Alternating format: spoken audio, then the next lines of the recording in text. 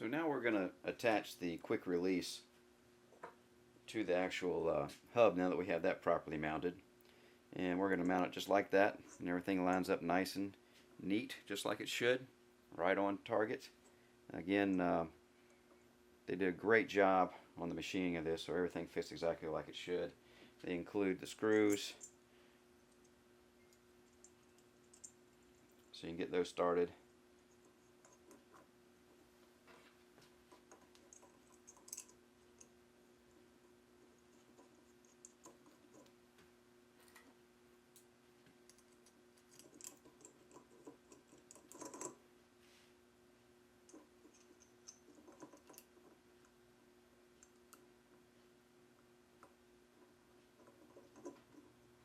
And you can see it's going to be a very solid attachment.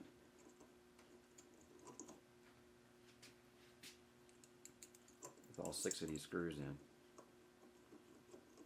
So we'll go ahead and get it all tightened up, and then we'll get the other piece on the wheel and see how that looks. Right, so we're just going to finish tightening up all the bolts here. Make sure they're nice and secure.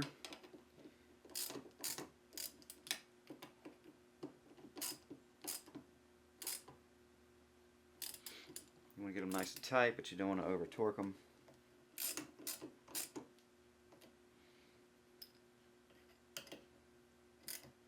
And that should do it. So then we're going to take the other part that goes with this and attach it to the steering wheel. And again, that's the top groove right here, and it slides right on. What could be easier than putting your quick release on than that? I don't know. I mean, I've had the ones that you squeeze the back and the spline goes on, but it's pretty easy too. But this really isn't, I mean, it's not any more difficult than that.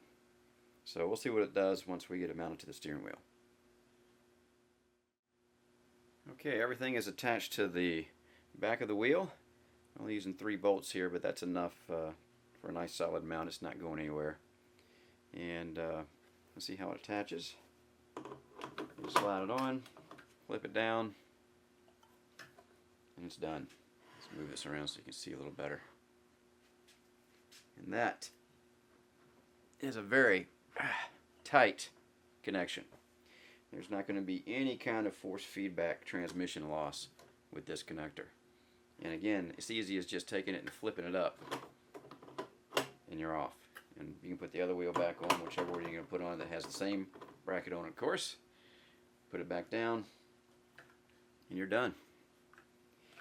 Not as quick as the old ring type that I had the splines on it, but considering it's solid as a rock, I mean, I can't move it at all, then I think I can put up with just another, what, 2 seconds or so to make this thing fit in like it's supposed to. So now we have the wheel side of the quick releases mounted to 2 of my steering wheels that I use. This is a small 270 I use for open wheel cars. And I'm just going to demonstrate real quick how easy it is to disconnect these. You simply just, of course, push the lever up. And as I take it off, instead of just pulling it straight back, I do a little upward motion when I pull it off. Because remember, the bevels that we have on these sections here that fit down in the holes, I found that a little lifting action as I pull it off disengages them easier than just trying to pull them straight back. And that just makes sense, I guess. So I can pop the other wheel on, no worries, just as quick as that, and it's done. So it's just as quick as a ring, I would imagine, and not that quickness or how quick I can disconnect my wheel and put another one is really going to matter. I still got to change cars and things like that. It's not like I'm in a 24-hour Le Mans race where I'm changing drivers and I have to switch wheels out between them. It gets I don't know if it gets any easier than this, guys. I mean, this is a great, simple design, and it's very effective in what it does.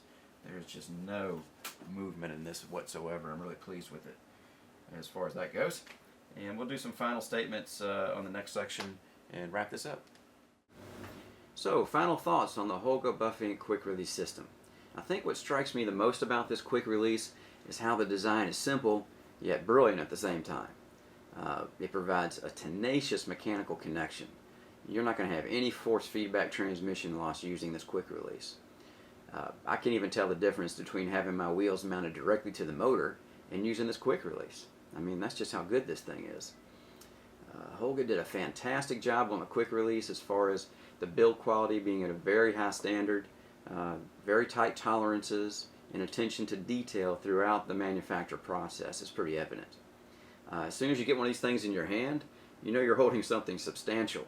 And I don't know about you guys, but I've used a lot of quick releases over the years, and if they didn't have it right out of the box, a lot of them sooner or later have developed some lash, slop, or looseness, whatever you want to call it, where the mechanical connection is.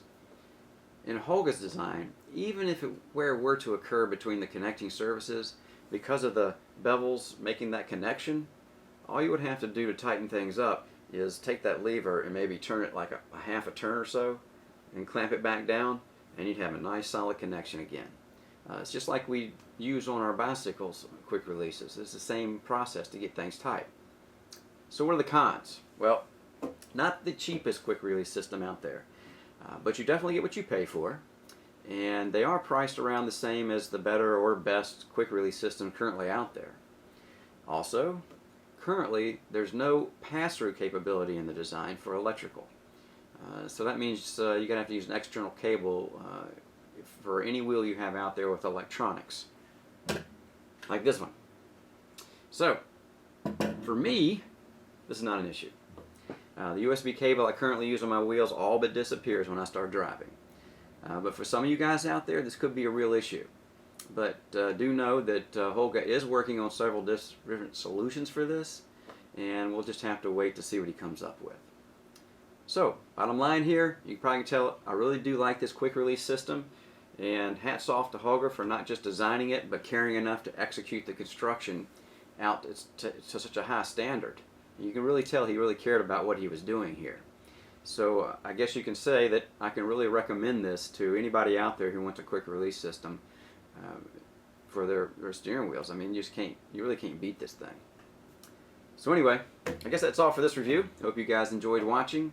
And don't forget, we're still going to be loading up new reviews up shortly. So stop by often and take a look. I'm Barry Rowland, and thanks again for watching the Sim Racing Garage channel.